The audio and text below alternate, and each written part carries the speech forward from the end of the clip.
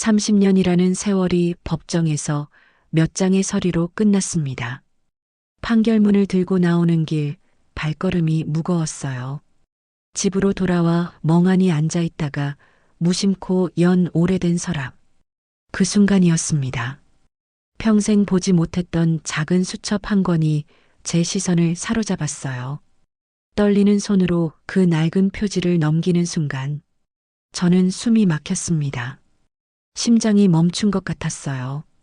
이 수첩에는 어떤 비밀이 숨겨져 있는 걸까요? 지금부터 시작하겠습니다. 그 전에 구독과 좋아요 꼭 눌러주세요. 영상 제작에 큰 힘이 됩니다. 저는 올해 58살입니다. 이혼 소송을 막 끝낸 여인이죠. 30년을 함께 산 남편과의 끝은 늘 그렇듯 서로의 상처만 남겼습니다.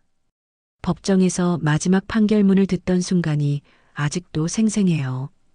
판사님의 차분한 목소리가 법정 안을 가득 메웠지만 제 귀에는 먹먹하게만 들렸거든요. 아파트 전세 보증금 문제, 아이 대학 등록금 문제로 법정에서 언성을 높이다가 판결은 남편의 책임을 크게 묻지 않는 쪽으로 기울었습니다. 원고의 요구사항 중 일부만 인정한다는 말이 떨어졌을 때 저는 무너지는 기분이었어요. 30년이라는 세월이 이렇게 간단한 몇 마디로 정리되는구나 싶었죠. 남편은 제 옆에 앉아서도 끝까지 고개를 들지 못했습니다. 한때는 제 모든 것이었던 그 사람이 이제는 남남이 되어버린 거예요. 법정을 나서는 길에 변호사님이 그래도 위자료는 받게 되셨으니 다행이라고 위로해 주셨지만 제 마음속에는 허망함만 가득했어요. 집으로 돌아가는 버스 안에서 창밖을 바라보며 생각했습니다. 이제 정말 혼자가 되었구나. 대학생인 아이와 둘이서 살아가야 하는구나. 막막했어요. 그동안 남편에게 의존해서 살았던 제 자신이 한심하기도 했고요. 집에 도착해서 현관문을 열고 들어서니 평소와 다름없는 거실 풍경이 펼쳐졌습니다. 하지만 이제는 이 공간도 온전히 제 것이 아니었어요. 전세 보증금 문제로 언제 나가야 할지 모르는 상황이었거든요. 소파에 털썩 주저앉아 한숨을 내쉬었습니다. 허망한 마음에 집 거실에 앉아 멍하니 서랍을 열었습니다. 평소에는 별 관심 없이 지나쳤던 오래된 책상 서랍이었어요. 묵은 먼지 냄새와 함께 온갖 잡동사니들이 눈에 들어왔죠. 오래된 공과금 고지서들, 아이 어릴 때 그린 그림들, 결혼 초기에 찍었던 사진들까지 시간의 흔적들이 그대로 남아 있었습니다. 그런데 늘 무심코 지나치던 낡은 서류 뭉치와 함께 작은 수첩 한 권이 눈에 들어왔어요. 손바닥만 한 크기의 검은색 수첩이었는데 가죽 표지가 낡아서 모서리가 해져 있었습니다. 언제부터 여기 있었던 건지 기억이 나지 않았어요. 호기심에 수첩을 집어들었습니다. 무게감이 제법 있었어요. 마치 오랜 세월의 무게를 담고 있는 것처럼 말이죠. 표지를 넘기는 순간 저는 깜짝 놀랐습니다. 안쪽에는 믿기 힘들 만큼 정갈한 글씨체로 숫자와 기록이 빼곡히 적혀 있었거든요. 첫 페이지부터 차근차근 살펴보니 매달 일정한 금액이 꼬박꼬박 저축된 내역들이 적혀 있었습니다. 은행명과 날짜가 상세히 기록되어 있었고 심지어 이자율까지 꼼꼼히 계산되어 있었어요. 이런 꼼꼼함이 남편에게 있었나 싶을 정도로 정성스러운 기록이었습니다. 수첩을 한 장 한 장 넘겨가며 살펴보는데 점점 놀라움이 커졌습니다. 손때가 묻어 표지가 해졌지만 안쪽에는 믿기 힘들 만큼 정갈한 글씨체로 숫자와 기록이 빼곡히 적혀 있었거든요. 제가 알던 남편의 성격과는 너무나 다른 꼼꼼함이었어요. 첫 번째 페이지에는 1995년 1월부터 시작되는 기록들이 있었습니다. 아이가 태어난 해였죠. 매달 10만 원씩 꼬박꼬박 저축된 내역이 적혀 있었어요. 은행명과 날짜가 상세히 기록되어 있었고 심지어 계좌번호까지 정확히 적혀 있었습니다. 이런 기록을 쭉 해왔던 걸까요? 페이지를 넘길 때마다 저축 금액이 조금씩 늘어나는 게 보였습니다. 10만 원에서 시작해서 15만 원, 20만 원, 30만 원까지. 때로는 보너스라고 적힌 날짜에 더 큰 금액이 저축되기도 했어요. 남편이 회사에서 성과급을 받을 때마다 고스란히 이 계좌들로 들어간 모양이었습니다. 그런데 이상한 건 저는 이런 저축 계좌들에 대해 전혀 몰랐다는 거예요. 결혼 생활 내내 남편은 늘 돈이 부족하다고 했거든요. 아이 학원비 때문에 고민하고 가족여행도 못 간다고 아쉬워했던 그 사람이 이렇게 꼼꼼히 돈을 모으고 있었다니요. 더 이상한 건 은행들이 모두 달랐다는 점이었습니다. 같은 은행에 여러 계좌를 만드는 게 아니라 각기 다른 은행에 분산해서 저축하고 있었어요. 마치 누군가에게 들키지 않으려고 일부러 그렇게 한 것 같았습니다. 왜 이렇게 숨기듯 저축을 했을까요? 수첩 중간쯤에는 더욱 놀라운 기록들이 나타났습니다. 2000년대에 들어서면서부터는 저축 금액이 월 100만 원을 넘기 시작한 거예요. 어떻게 이런 돈을 모을 수 있었던 걸까요? 남편의 월급으로는 절대 불가능한 금액이었거든요. 마음이 복잡해졌습니다. 이 사람 그렇게 돈 없다고 징징대던 게 다 거짓이었구나. 숨이 막혔어요. 30년을 함께 살면서 이런 비밀이 있었다니. 결혼 생활 내내 저는 바보였던 거예요. 가계부를 쓰며 한 푼이라도 아끼려고 노력했던 제 자신이 한심해졌습니다. 그런데 더 이상한 건 2010년 이후부터는 기록 방식이 달라졌다는 거였어요. 단순한 저축 기록이 아니라 상환이라는 단어가 자주 등장했습니다. 매달 일정 금액을 누군가에게 갚고 있는 것 같았어요. 하지만 누구에게 왜 갚고 있는지는 알 수 없었습니다. 손이 떨리기 시작했어요. 이 수첩이 단순한 저축 기록이 아닐 수도 있다는 생각이 들었거든요. 혹시 남편이 저 몰래 빚을 지고 있었던 건 아닐까요? 아니면 더 나쁜 일에 연루되어 있는 건 아닐까요? 마지막 장을 넘겼을 때 저는 완전히 굳어버렸습니다. 수첩의 제일 마지막 페이지에 낡은 글씨로 이렇게 적혀 있었거든요. 너와 아이의 미래만은 안전하길. 이 글씨는 다른 기록들과 달리 볼펜이 아닌 연필로 적혀 있었어요. 마치 마지막 유언처럼 느껴졌습니다. 그 순간 온몸에 소름이 돋았어요. 이 모든 저축과 기록들이 저와 아이를 위한 거였다는 뜻일까요? 하지만 왜 이렇게 숨겨왔던 걸까요? 왜 법정에서까지 거짓말을 했던 걸까요? 수첩을 덮고 다시 서랍을 뒤져봤습니다. 혹시 다른 단서가 있을까 해서요. 하지만 더 이상 특별한 건 없었어요. 오직 이 수첩 한 권뿐이었습니다. 이 작은 수첩이 제 인생을 뒤흔들어 놓을 줄은 그때까지는 몰랐어요. 그날 밤 잠을 이룰 수가 없었습니다. 수첩에 적힌 그 마지막 글귀가 계속 머릿속에 맴돌았거든요. 너와 아이의 미래만은 안전하길. 도대체 무슨 뜻일까요? 왜 이런 말을 남겨놓았을까요? 다음 날 아침 아이가 학교에 간 후 저는 떨리는 손으로 수첩을 다시 펼쳤습니다. 이번에는 정말로 확인해 보기로 마음먹었어요. 수첩에 적힌 계좌들이 실제로 존재하는지, 그리고 정말로 돈이 들어있는지 말이죠. 첫 번째 계좌부터 차근차근 확인하기 시작했습니다. 인터넷 뱅킹에 접속해서 계좌번호를 입력해 봤어요. 남편 명의의 계좌였는데 비밀번호를 알 리가 없잖아요. 하지만 혹시나 해서 아이 생일, 결혼기념일, 남편 생일 등을 차례로 입력해 봤습니다.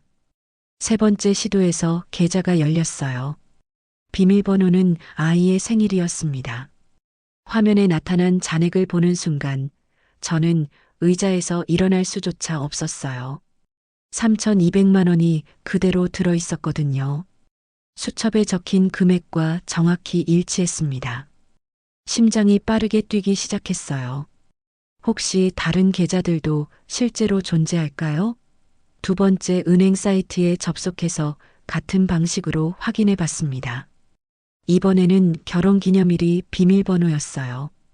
5,800만 원이 있었습니다. 놀랍게도 그 돈은 실제로 존재했습니다. 수첩에 적힌 모든 계좌를 하나하나 확인해 본 결과 수천만 원이 아닌 수억 원이 넘는 돈이었어요. 정확히 계산해 보니 총 12억 4천만 원이라는 어마어마한 금액이었습니다. 손이 덜덜 떨렸어요. 이런 큰 돈을 어떻게 모았던 걸까요? 남편의 월급으로는 절대 불가능한 금액이었거든요.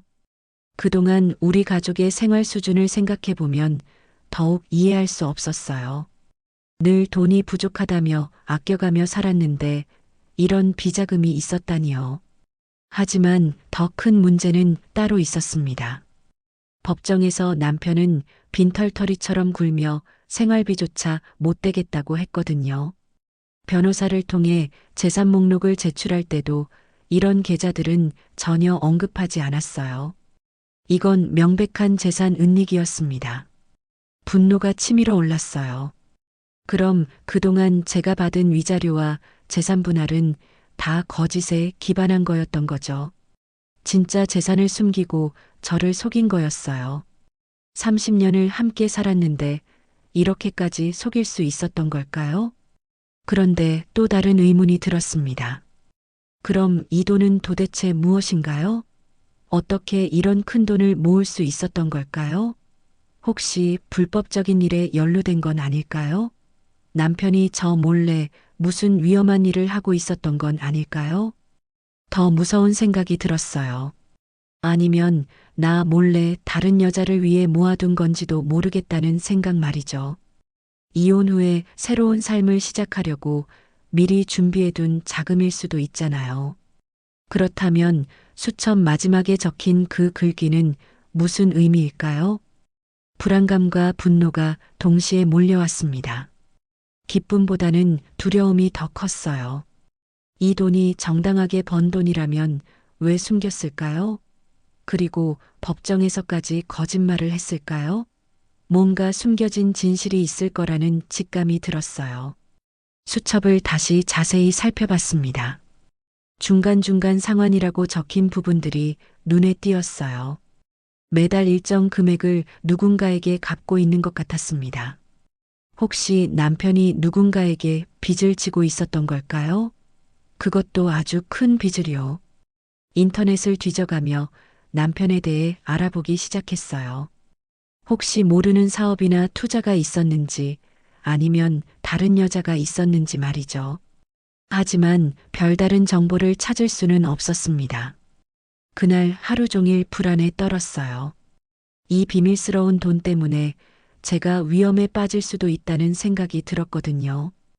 혹시 남편이 위험한 사람들과 연루되어 있다면 저와 아이도 안전하지 않을 수 있잖아요. 며칠이 지나도록 수첩에 대한 생각을 떨쳐낼 수가 없었습니다. 밤마다 그 숫자들이 머릿속에서 맴돌았어요. 12억이라는 어마어마한 금액이 정말 존재한다는 사실이 믿기지 않았거든요. 그런데 더 믿기지 않는 건 남편이 이 모든 걸 숨겨왔다는 거였습니다. 아이도 제 변화를 눈치챈 것 같았어요. 엄마, 요즘 왜 그래요? 밥도 제대로 안 드시고 계속 멍하니 계시고. 아이의 걱정스러운 목소리에 마음이 아팠지만 아직 말해줄 수는 없었어요. 이 복잡한 상황을 어떻게 설명해야 할지 모르겠더라고요. 그러던 중 며칠 후 전 남편이 아이를 보러 집에 들렀습니다. 이혼했지만 아이와의 만남은 계속 이어가기로 했거든요. 평소와 다름없이 현관문을 열고 들어서는 남편을 보는 순간 가슴속에서 분노가 치밀어 올랐어요. 남편의 모습이 예전 같지 않게 느껴졌습니다. 그 사람이 이렇게 큰 비밀을 숨기고 있었다니요. 30년을 함께 살면서 저는 도대체 이 사람의 무엇을 알고 있었던 걸까요? 아이와 함께 저녁을 먹으면서도 계속 신경이 쓰였어요. 남편은 평소처럼 아이에게 학교 이야기를 물어보고 공부는 잘하고 있는지 확인했습니다.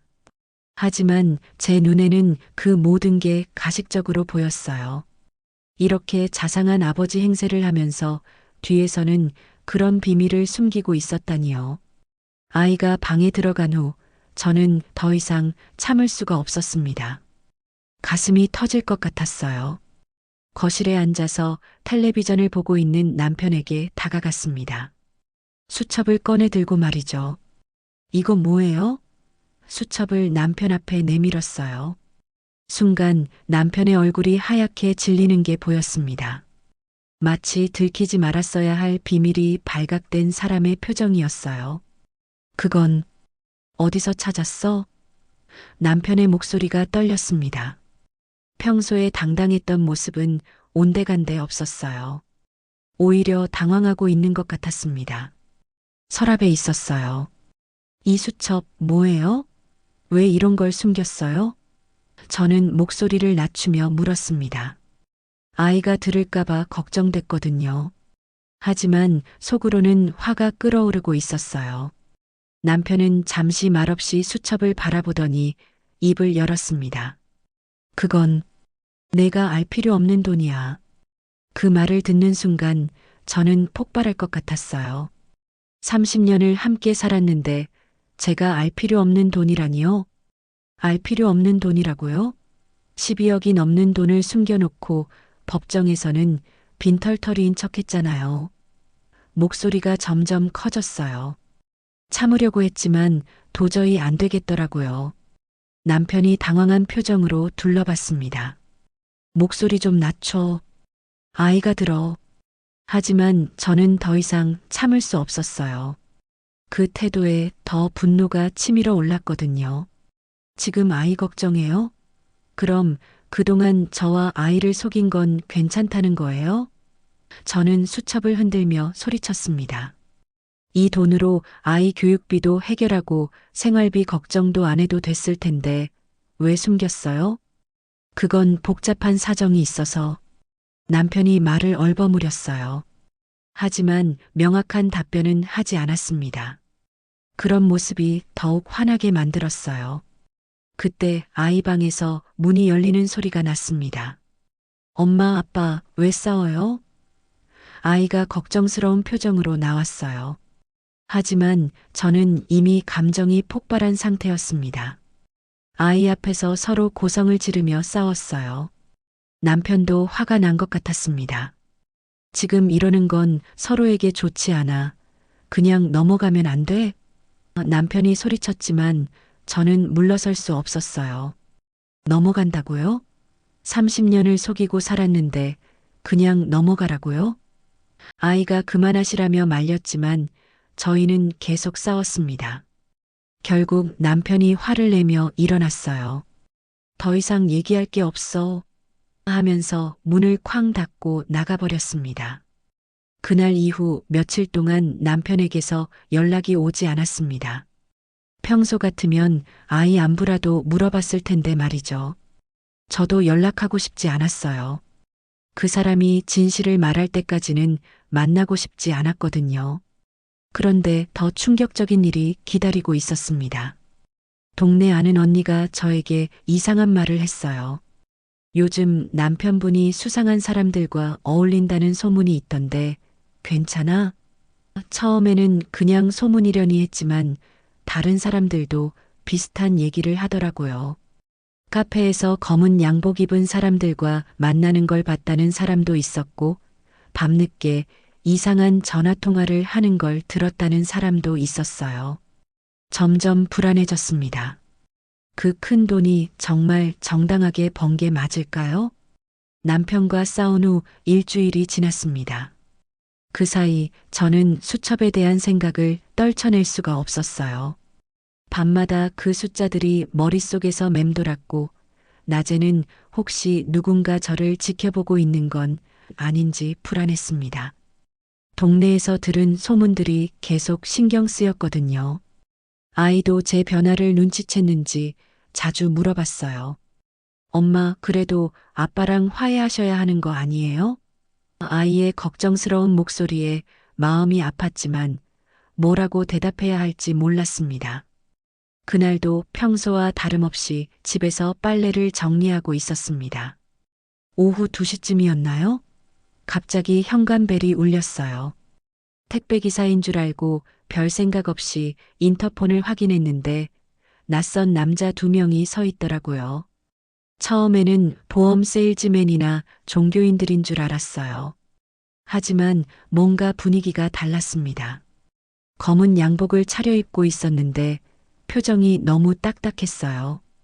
일반적인 방문객들과는 확실히 다른 느낌이었습니다. 누구세요? 인터폰으로 물어봤는데 한 명이 차가운 목소리로 대답했어요. 잠깐 할 말이 있습니다. 문 좀 열어주세요.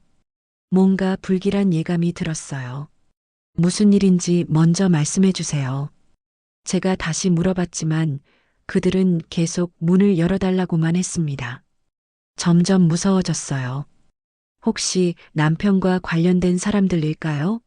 아니면 수첩과 연관된 사람들일까요? 잠시 망설이다가 문을 열지 않겠다고 말하려는 순간 그들이 갑자기 강한 어조로 말했습니다. 김씨 댁 맞죠? 수첩 가지고 계시죠? 그 말을 듣는 순간 온몸이 얼어붙었어요. 정말로 수첩 때문에 찾아온 사람들이었던 거예요. 어떻게 알았을까요? 남편이 말한 걸까요? 아니면 다른 경로로 알게 된 걸까요? 머릿속이 하얗게 변했어요. 하지만 아직 문을 열 수는 없었습니다. 일단 상황을 파악해야 했거든요. 무슨 수첩 말씀이세요? 잘못 찾아오신 것 같은데요. 최대한 담담하게 대답했지만 목소리가 떨렸어요. 그들은 제 거짓말을 단번에 알아챘나 봅니다. 거짓말하지 마세요. 우리는 다 알고 있어요. 그냥 순순히 내놓으시면 문제없이 끝날 텐데요. 한 명이 위협적인 어조로 말했습니다. 이제 정말 무서워졌어요. 그런데 더 충격적인 말이 이어졌습니다. 그 돈은 원래 우리 거예요. 잘못 건드리면 가만히 못 둡니다. 정말로 그 큰 돈과 관련된 사람들이었던 거예요. 남편이 도대체 무슨 일에 연루되어 있었던 걸까요? 다리에 힘이 빠졌어요. 벽에 기대지 않으면 서 있을 수조차 없었습니다. 이런 위험한 사람들이 우리 집까지 찾아올 줄은 몰랐거든요. 아이는 학교에 있어서 다행이었지만 만약 집에 있었다면 어떻게 됐을까요? 아이도 위험해질 수 있다는 걸 알아두세요. 마치 제 생각을 읽기라도 한 듯 그런 말을 했어요. 그 순간 정말로 2다리가 풀려 주저앉았습니다. 아이까지 위험에 빠뜨릴 수는 없었어요. 저는 정말 모르겠어요. 무슨 일인지 설명해 주세요. 울먹거리며 말했지만 그들은 들을 생각이 없는 것 같았어요. 오히려 더 강하게 압박해 왔습니다. 오늘 저녁까지 수첩을 준비해 두세요. 내일 다시 오겠습니다. 그때까지 없으면 말을 끝내지 않았지만 무슨 뜻인지 충분히 알 수 있었어요. 발소리가 멀어지는 걸 확인한 후에야 겨우 숨을 쉴 수 있었습니다. 온몸이 덜덜 떨렸어요. 남편이 무슨 일을 벌였는지 알 수 없었지만 이제는 저와 아이도 위험에 빠진 상황이었어요. 순간 수첩이 단순한 저축 기록이 아니라 위험한 증거일 수 있다는 걸 깨달았습니다. 남편이 그렇게 숨겨왔던 이유도 이해가 되기 시작했어요. 하지만 왜 이런 위험한 일에 연루되었던 걸까요? 그리고 왜 저에게는 말하지 않았던 걸까요? 핸드폰을 집어들고 남편에게 전화를 걸려고 했어요. 하지만 손이 너무 떨려서 번호를 제대로 누를 수가 없었습니다. 이 상황을 어떻게 해결해야 할지 막막했어요. 아이가 학교에서 돌아오기 전에 뭔가 결정을 해야 했습니다. 수첩을 넘겨줘야 할까요? 아니면 경찰에 신고해야 할까요? 하지만 남편도 연루되어 있다면 경찰에 신고하기도 복잡할 것 같았어요. 시간이 흘러갈수록 불안감이 커졌습니다. 창문 너머로 밖을 내다봐도 혹시 누군가 지켜보고 있는 건 아닌지 의심스러웠어요. 평범했던 일상이 한순간에 무너져 내리는 기분이었습니다. 그 무서운 사람들이 다녀간 후 저는 한동안 아무것도 할 수가 없었습니다. 소파에 앉아서 멍하니 천장만 바라봤어요. 머릿속이 하얗게 비어 있는 것 같았거든요. 아이가 학교에서 돌아오기까지 2시간 정도 남았는데 그 시간이 얼마나 긴지 몰랐습니다. 손이 계속 떨렸어요. 차 한 잔을 마시려고 해도 컵을 제대로 잡을 수가 없었습니다. 온몸에 힘이 빠진 것 같았어요. 그런데 무엇보다 무서운 건 아이까지 위험에 빠뜨렸다는 생각이었습니다. 아이도 위험해질 수 있다는 그들의 말이 계속 귓가에 맴돌았어요. 도대체 남편이 무슨 일을 벌인 걸까요? 어떻게 이런 위험한 사람들과 엮이게 되었던 걸까요? 30년을 함께 살면서 이런 비밀이 있었다니 정말 믿을 수가 없었습니다. 더 이상 혼자서는 해결할 수 없다는 걸 깨달았어요. 아무리 화가 나도 아무리 배신감이 들어도 지금은 남편에게 도움을 요청할 수밖에 없었습니다. 겁에 질린 채 남편에게 전화를 걸었어요. 여보세요? 남편의 목소리가 들렸을 때 저는 울음부터 터져 나왔습니다. 그동안 참았던 감정들이 한꺼번에 쏟아져 나왔거든요. 도대체 무슨 짓을 한 거예요? 아이까지 위험하다고 하는데 울면서 소리쳤어요. 평소 같으면 절대 이런 식으로 말하지 않았을 텐데 지금은 그럴 여유가 없었습니다. 전화 너머로 남편이 당황하는 소리가 들렸어요. 무슨 일이야? 무슨 소리야? 하지만 저는 차근차근 설명할 수 없었습니다. 너무 무서웠거든요. 검은 양복 입은 사람들이 왔어요. 수첩 내놓으라고 하면서 아이까지 위험하다고 협박했어요. 목소리가 떨렸지만 최대한 상황을 설명했습니다. 잠시 침묵이 흘렀어요. 그리고 남편이 한숨을 크게 내쉬는 소리가 들렸습니다. 알겠어. 지금 바로 갈게. 아무도 만나지 말고 집에서 기다려. 평소보다 훨씬 진지한 목소리였어요. 남편이 도착하기까지 30분 정도 걸렸습니다. 그 시간이 정말 길게 느껴졌어요. 계속 창밖을 내다보며 혹시 그 사람들이 다시 올까봐 걱정했습니다. 현관문도 이중으로 잠갔어요. 드디어 남편이 도착했습니다. 문을 열어주니 평소와는 다른 표정이었어요. 굉장히 심각하고 지쳐 보였습니다. 마치 오래전부터 이런 일이 일어날 걸 알고 있었던 것 같았어요. 앉아. 이제 다 얘기할게. 남편이 소파에 앉으며 말했습니다. 그 순간 저는 드디어 진실을 들을 수 있겠구나 싶었어요. 동시에 그 진실이 얼마나 무서울지도 걱정되었습니다. 남편은 잠시 침묵하더니 눈시울을 붉히며 말을 시작했어요. 미안해. 이렇게 될 줄 알았으면 진작 얘기했을 텐데. 목소리가 떨리고 있었습니다. 평생 보지 못했던 남편의 모습이었어요. 젊었을 때 동업자한테 당했어. 사업 자금으로 대출받은 돈을 다 가지고 도망가 버렸거든. 남편이 천천히 얘기하기 시작했습니다. 하루아침에 몇억 원의 빚더미에 앉게 되었어. 보증까지 서줬거든.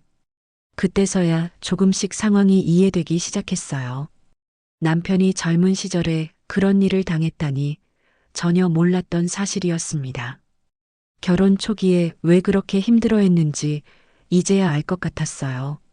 그래서 수십 년간 죽을 힘을 다해 갚아왔어. 정말 하루도 편한 날이 없었어. 남편의 목소리가 점점 작아졌습니다. 내가 힘들어하는 걸 보면서도 말 못했어. 너까지 걱정시키고 싶지 않았거든. 수첩에 적힌 그 많은 금액들이 갚아온 빚이었다는 걸 깨달았어요. 저축이 아니라 빚 상환이었던 거죠. 그리고 남은 돈은 정말로 저와 아이를 위해 한 푼 한 푼 모아온 것이었습니다. 하지만 빚을 갚는 과정에서 더 큰 문제가 생겼어. 남편이 계속 설명했어요. 정상적인 은행 대출로는 한계가 있어서 결국 불법 사채업자들과 엮이게 되었어. 그 말을 듣는 순간 모든 게 명확해졌습니다. 오늘 찾아온 그 무서운 사람들이 바로 그 사채업자들이었던 거예요. 남편이 그들과 연루되어 있었고 지금까지도 그들에게 쫓기고 있었던 거였습니다. 거의 다 갚았어. 정말 얼마 안 남았거든. 그런데 그들이 갑자기 이상하게 나오기 시작했어.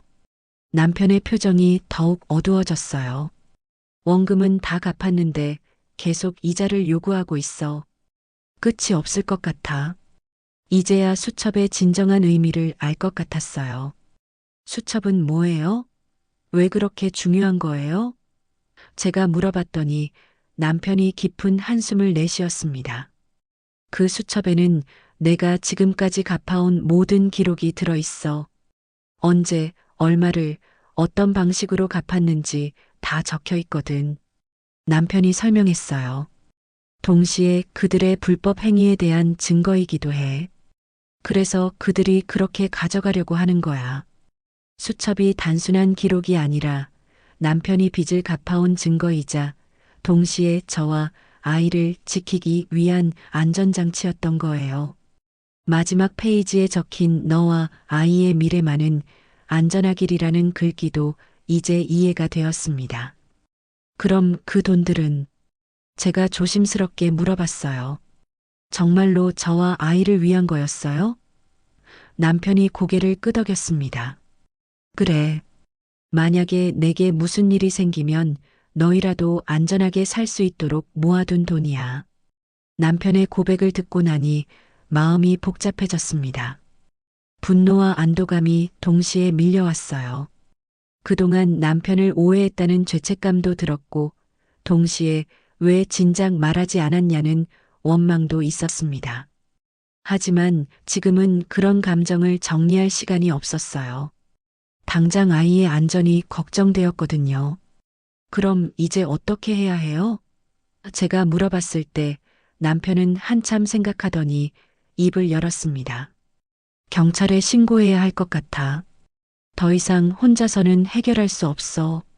평생 경찰의 도움을 받아본 적 없던 남편이 그런 말을 하니 상황이 얼마나 심각한지 실감났어요. 하지만 당신도 연루되어 있잖아요. 괜찮을까요? 제가 걱정스럽게 물어봤지만 남편은 이미 결심을 굳힌 것 같았습니다. 그래도 아이까지 위험에 빠뜨릴 수는 없어. 내가 감당할게. 아이가 학교에서 돌아오기 전에 결정을 내려야 했어요. 남편과 저는 수첩과 관련된 모든 자료를 챙겼습니다. 은행 거래 내역서, 사채업자들과 주고받은 문자 메시지, 그리고 그 소중한 수첩까지 모든 증거를 가지고 경찰서로 향했습니다. 경찰서에 도착해서 상황을 설명하는 게 쉽지 않았어요. 불법 사채업자들이 협박하러 왔다고 말하니까 담당 형사님이 자세한 경위를 물어보더라고요. 남편이 처음에는 말을 잘 못하겠다며 망설였지만 결국 모든 사실을 털어놓기로 했습니다. 사실은 이런 일이 있었습니다. 남편이 떨리는 목소리로 시작했어요. 젊은 시절 동업자에게 당해 빚더미에 앉게 된 이야기, 수십 년간 죽을 힘을 다해 빚을 갚아온 이야기, 그리고 불법 사채업자들과 엮이게 된 경위까지 모든 걸 솔직하게 말했습니다. 형사님이 수첩을 자세히 살펴보더니 놀라는 표정을 지었어요. 이 기록들이 정말 정확하네요. 이건 귀중한 증거가 될 수 있겠어요. 수첩에 기록된 불법 사채업자들의 계좌 흐름과 거래 내역들이 그들의 범죄를 입증하는 중요한 증거가 된다는 거였습니다. 이분들이 오늘 집에 찾아왔다고 하셨죠? 어떤 모습이었는지 자세히 설명해 주실 수 있어요? 형사님이 저에게 물어봤어요. 저는 최대한 자세히 그들의 외모와 말투, 그리고 협박 내용까지 설명했습니다. 그러자 형사님이 컴퓨터를 확인하더니, 아, 이 조직이군요. 저희가 이미 수사하고 있던 사건이에요라고 말씀하시더라고요. 생각보다 큰 조직이었던 모양이었어요. 저희 사건이 그들을 검거하는데 도움이 될 수 있다는 말씀도 하셨습니다. 수첩과 관련 자료들을 모두 제출하는 과정에서 남편은 수년간 참아왔던 억울함과 고통을 쏟아냈습니다. 정말 죽을 만큼 힘들었어요. 하루하루가 지옥 같았어요. 남편이 눈물을 흘리며 말하는 걸 처음 봤어요. 가족들한테는 말 못했어요. 걱정시키고 싶지 않았거든요. 혼자서 다 감당하려고 했는데 남편의 목소리가 떨렸습니다. 그런데 이제는 아내와 아이까지 위험에 빠뜨렸네요. 형사님이 따뜻한 목소리로 위로해 주셨어요. 힘드셨겠어요. 하지만 이제 용기를 내서 신고해 주셔서 다행입니다. 이런 불법 업체들을 방치하면 더 많은 피해자가 생기거든요. 신고 접수를 마치고 나니 조금 마음이 놓였어요. 경찰이 개입해서 수사를 시작한다면 적어도 저희 가족의 안전은 보장받을 수 있을 거라는 생각이 들었거든요. 하지만 앞으로 어떻게 될지는 아직 알 수 없었습니다. 며칠 후 형사님에게서 연락이 왔어요. 사채업자들을 모두 검거했습니다. 수첩에 있던 증거들이 결정적인 역할을 했어요. 정말 다행이었습니다. 드디어 이 악몽 같은 상황이 끝난 거예요. 그날 저녁 아이가 학교에서 돌아왔을 때 저희 부부는 함께 앉아서 그동안의 일들을 설명해 줬어요. 아빠가 자신과 엄마를 지키려고 혼자서 그 모든 걸 감당했다는 말을 듣고는 눈물을 글썽였습니다. 아빠, 왜 혼자 고생했어요? 저도 도와드릴 수 있었는데. 그 순간 남편이 무너지듯 울기 시작했어요. 미안해, 아들아. 아빠가 너무 부족했어. 남편으로서는 실패했지만 아버지로서는 마지막만큼은 너희를 지켜내고 싶었어. 진심이 담긴 남편의 말에 저도 눈물이 났습니다. 아들도 울음을 터뜨리며 아버지에게 안겼어요. 아빠는 실패한 게 아니에요. 우리를 지켜주려고 혼자 고생한 거잖아요. 아이의 말에 남편은 더욱 크게 울었습니다. 그날 밤 저희 가족은 오랜만에 함께 모여 앉아 진솔한 대화를 나눴어요. 그동안 쌓였던 오해들이 하나씩 풀리는 것 같았습니다. 비록 부부로서의 관계는 회복하기 어려울지 몰라도 가족으로서는 다시 하나가 될 수 있을 것 같았어요. 그로부터 6개월이 흘렀습니다. 시간이 흘러 모든 소송과 사건이 정리되었어요. 불법 사채업자들은 모두 법의 심판을 받았고 남편이 그동안 갚아온 빚들도 공식적으로 정리되었습니다. 수첩에 기록된 그 모든 증거들이 결정적인 역할을 했거든요. 경찰서에서 돌려받은 수첩을 다시 펼쳐볼 때마다 감회가 새로웠어요. 그 작은 수첩 안에 담긴 30년의 세월이 얼마나 무거웠는지 이제야 온전히 이해할 수 있게 되었습니다. 매달 꼬박꼬박 적힌 그 숫자들이 단순한 기록이 아니라 가족을 지키려는 한 아버지의 사랑이었다는 걸 깨달았거든요. 남편과 저는 결국 부부로서의 관계는 회복할 수 없었습니다. 너무 많은 일들이 있었고 서로에게 상처를 주기도 했어요. 이혼 절차는 그대로 진행되었지만 이번에는 진실을 바탕으로 공정하게 정리할 수 있었습니다. 숨겨진 재산들도 모두 투명하게 공개되었고요. 하지만 부모로서의 자리는 다시 함께 지킬 수 있게 되었습니다. 주말마다 남편이 가족을 만나러 오고 중요한 결정들은 함께 상의하며 내리고 있습니다. 예전처럼 부부는 아니지만 아이의 부모로서는 여전히 한 팀이에요.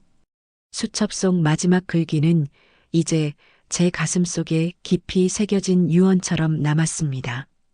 너와 아이의 미래만은 안전하길. 그 말의 무게를 이제야 온전히 느낄 수 있어요. 남편이 얼마나 절실한 마음으로 그 글을 적었을지 상상하면 지금도 눈물이 납니다.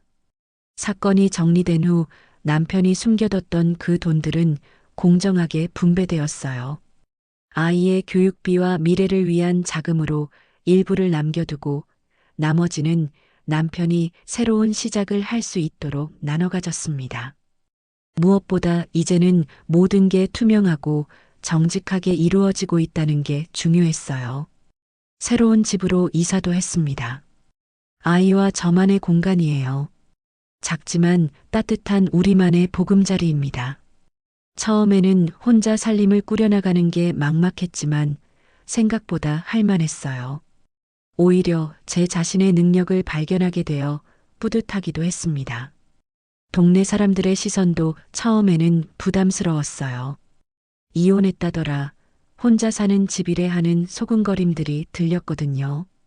이혼녀라는 꼬리표와 사회의 편견 어린 시선은 여전했습니다.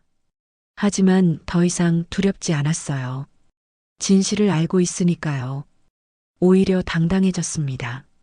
제가 선택한 삶이고 아이와 함께 만들어가는 우리만의 이야기니까요.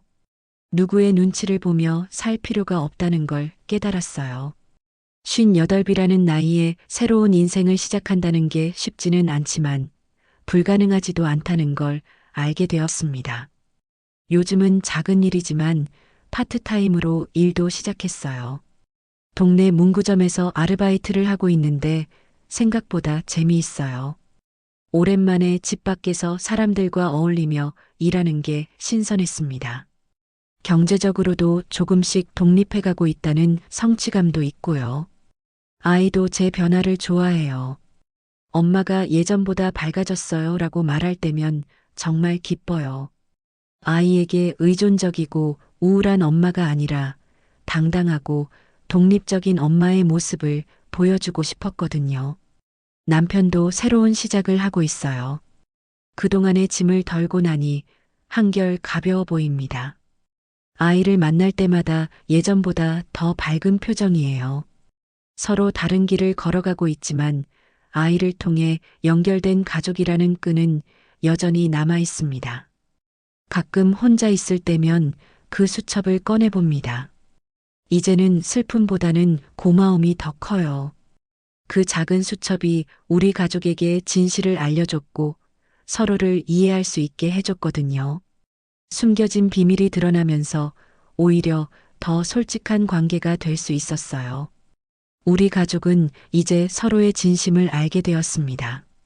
남편의 그 묵묵한 사랑도, 제가 느꼈던 배신감과 상처도, 아이가 겪었던 혼란도 모두 이해할 수 있게 되었어요. 완벽한 가족은 아닐지 몰라도 진실한 가족이 되었습니다. 앞으로도 쉽지 않은 날들이 있을 거예요. 혼자 아이를 키우며 살아가는 게 만만하지 않을 테니까요. 하지만 이제는 두렵지 않아요. 그 어떤 어려움이 와도 우리는 함께 이겨낼 수 있을 거라는 확신이 있거든요. 낡은 수첩 한 권이 무너져버린 제 인생을 다시 세우는 힘이 될 줄은 그날까지는 몰랐습니다. 때로는 가장 작은 것에서 가장 큰 힘이 나오는 법인가 봅니다. 그 수첩처럼 작고 보잘것없어 보이는 것들 속에 진짜 보물이 숨어 있는 거죠. 지금 제 삶은 새로운 장을 열어가고 있습니다. 과거의 상처와 아픔을 딛고 일어선 새로운 시작이에요. 58배 나이에 찾은 제2의 인생입니다.